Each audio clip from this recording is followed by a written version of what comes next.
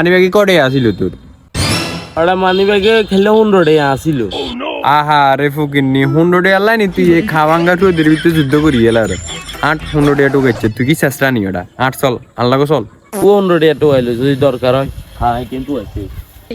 ওটা ফকিন্নি গরিব ছোট লোক 100 আল্লাহ কি রে চাচা হাতে যুদ্ধ এতে দিয়ে এলার ওটা কোনো মাথার ভিতরে তোর কোনো সমস্যা আছে নি? অনকি তুই যাবি না যুদ্ধে তেমন আচ্ছা দে বাদ দে 8 চল।